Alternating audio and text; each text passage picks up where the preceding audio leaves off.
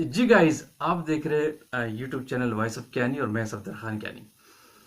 अच्छा फ्रेंड्स, आपके पास क्यूसी के अंदर फार्मा की एक टेबलेट है 200 मिलीग्राम की या 100 मिलीग्राम की, वट किसी भी स्ट्रेंथ की एक टेबलेट है। उसका आपने ऐसे भी लगाया और उसका आपने डेजोल्यूशन भी लगाया।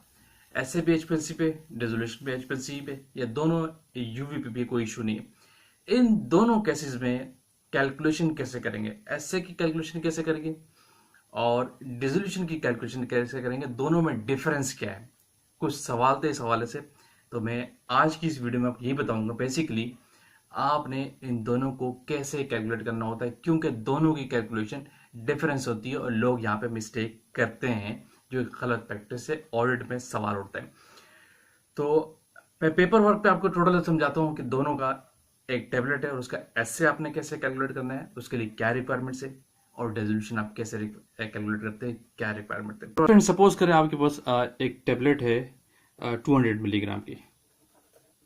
कितने मिलीग्राम की टेबलेट है? ये उसकी स्ट्रेंथ है, 200 मिलीग्राम की आपके पास टेबलेट है, ठीक है। इसका अब आपने ऐसे और रेजोल्यूशन कैलकुलेट करना है, कैसे करेंगे? पहले हम कर लेते हैं। ये है एचपीएलसी पे या यूवी पे, किसी भी पे आप ले सकते हैं, नो इशू।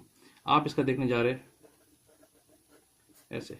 आप पहले इसके लिए आपको पता हो ऐसे के लिए रिक्वायरमेंट क्या होती है, कंडीशंस क्या क्या क्या चीज़ें चाहिए होती है। आपको चाहिए नंबर 1 होता है आपका स्टैंडर्ड वेट।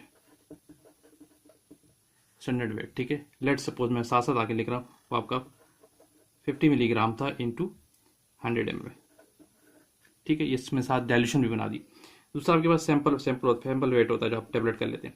फर्स्ट करो वो आपके पास है 80 मिलीग्राम इंटू 100 में, एक ही डायल्यूशन बता रहा हूँ फिलहाल। दूसरा आपके पास चाहिए होता है एवरेज वेट टेबलेट का, 20 टेबलेट का जो आप निकालते हैं। लेट सपोज 200 मिलीग्राम की टेबलेट थी, तो एवरेज था फॉर एग्जांपल आपके पास 350 मिलीग्राम। एक टेंटेटिव ले रहा हूँ, सही, फॉर एग्जाम्पल। दूसरा फिर आपको चाहिए था एरिया, अगर एचपीएलसी में एरिया ऑफ स्टैंडर्ड फर्स्ट करो आपके पास था 105012। दूसरा एरिया ऑफ सैंपल, सैंपल का एरिया क्या आया वो फर्स्ट करो आपके पास था 10505014। एक टेंटेटिव बता रहा हूँ। स्टैंडर्ड वेट आ गया, सैंपल वेट आ गया, एवरेज वेट आ गया, एरिया ऑफ स्टैंडर्ड आ गया, एरिया ऑफ सैंपल आ गया। तीसरी चौथी एक और चीज होती है आपके पास लास्ट में, होती है पोटेंसी। किसकी? स्टैंडर्ड की। फर्स्ट करो आपके पास थी 99.2% एज इस बेस पे यूज करते हैं। ये एसए की कैलकुलेशन के लिए आपको रिक्वायरमेंट सारी चीजें चाहिए, तो आप कैलकुलेट करते हैं। अब आप कैलकुलेशन कैसे करेंगे? अब आप यहां पे लिखते हैं हम कैलकुलेशन की हेडिंग, ठीक है। इसका फॉर्मूला आपको पता ही है, वो क्या होता है, मैं डायरेक्ट वैल्यूज पुट कर रहा हूं। सबसे पहले क्या आता है आपके पास? एरिया ऑफ स्टैंडर्ड, ठीक है, एरिया ऑफ सैंपल, सॉरी। तो सैंपल का एरिया आपके पास क्या है? ये, यानी 105014। नीचे आपके पास स्टैंडर्ड का एरिया 105012। मल्टीप्लीकेशन आपका वेट हो जाता है स्टैंडर्ड इंटू 100 में आपने लिया है, ठीक है। मल्टीप्लाई बाय फिर सैंपल की इनवर्स लिखते हैं आप। 100 में डायल्यूशन थी, सैंपल वेट था आपके पास लेट सपोज 80 मिलीग्राम, ठीक है। मल्टीप्लाई बाय एवरेज वेट आपका आता है, वो आपका क्या था? 350। मल्टीप्लाई आपकी पोटेंसी आती है, वो आपके पास क्या थी? 99.2 डिवाइड बाय 100। इससे जो आप कैलकुलेशन करेंगे, जो आपका रिजल्ट आएगा वो होगा मिलीग्राम पर टेबलेट। कभी भी आपका रिजल्ट डायरेक्ट परसेंटेज में नहीं आएगा, सही है। ये बात याद रखिए कि एसए के अंदर कभी भी रिजल्ट आपका डायरेक्ट परसेंटेज में नहीं आता, हमेशा मिलीग्राम पर टेबलेट में आएगा। और मिलीग्राम पर टेबलेट में आया तो आप ठीक कैलकुलेट कर रहे हैं, अदरवाइज आप नहीं कर रहे। टेंटेटिव जो आपका रिजल्ट आ रहा है 217.00, ये मिलीग्राम पर टेबलेट है। इसी को आपने फिर एंड में परसेंट पे कन्वर्ट करना होता है, तो आप कैसे करते हैं, यानी 217.00 मल्टीप्लाई बाय 100 डिवाइड बाय जो आपकी स्ट्रेंथ है 200 मिलीग्राम की। तो आपका जो रिजल्ट आएगा वो परसेंटेज में आएगा। मैं डायरेक्टली यहाँ पे आपको दिखा भी देता हूँ। मल्टीप्लाई बाय 100 कर देंगे आप, डिवाइड बाय 200, तो ये आपका रिजल्ट आया 108, यानी 108.502%। ये आपका रिजल्ट आया और ये आपका मिलीग्राम पर टेबलेट आया। इस तरीके से टैबलेट की कैलकुलेशन करते हैं। एसए की हमेशा याद रखिए, कभी भी टेबलेट के केस में डायरेक्ट रिजल्ट आपका परसेंटेज में नहीं आता, मिलीग्राम पर टेबलेट में आता है। ये चीज़ बहुत इंपॉर्टेंट है। इस तरीके से आप कर रहे हैं तो आपका रिजल्ट ठीक है, अदरवाइज आप कैलकुलेशन ठीक नहीं कर रहे। क्लियर हो गया फ्रेंड्स, इवन टेंटेटिव वैल्यूज निकाली, आपके रिजल्ट हाई सार पे वट एवर जो भी है। अब मैं आपको बताता हूँ कि डिसोल्यूशन की आपने कैलकुलेशन कैसे करनी। अब दूसरा केस है डिसोल्यूशन का, इसी का आपने डिसोल्यूशन लगाया लेट सपोज। अब बी केस था आपका डिसोल्यूशन, ठीक है। अब ये आपने कैसे कैलकुलेट करना है वो देखते हैं। डिसोल्यूशन की आपको पता है कि आपको चाहिए होता है स्टैंडर्ड वेट। फॉर एग्जांपल आपका स्टैंडर्ड वेट था 50 मिलीग्राम इनटू 50 ml, ठीक है। और इसकी आपने एक और डाइल्यूशन भी बना दी। दूसरी डाइल्यूशन थी 1 लेके 1 ml लिया और 100 ml डिजोल्व कर दिया। इसी तरह आपका सैंपल वेट क्या होता है, वो आपकी थी 900 मिलीग्राम की 200 मिलीग्राम की टेबलेट, सॉरी 200 मिलीग्राम की टेबलेट डायरेक्ट आपने 900 ml में ले ली, ठीक है। आपके जो वेसल्स का जो वॉल्यूम है, वॉल्यूम मीडियम, वो 900 ml है, ठीक है। इससे फिर आपने एक और डाइल्यूशन नहीं बनाई, मैं तो एक टेंटेटिव आपको निकाल के देखा, 1 ml लेके आपने 250 ml में ले लिया, क्योंकि आपको पीपीएम सेम करना होता है। पीपीएम की कंडीशन के लिए आपको डाइल्यूशन बनानी पड़ती है, ठीक है।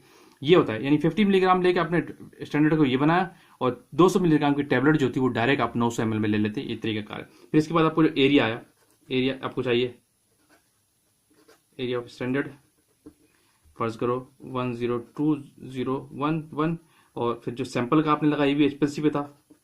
For example area of sample, for example ये आपके पास आया 102015, ठीक है। ये आपका सैंपल का एरिया है। यहाँ पे फिर आपको पोटेंसी भी रिक्वायर्ड है स्टैंडर्ड की, ठीक है।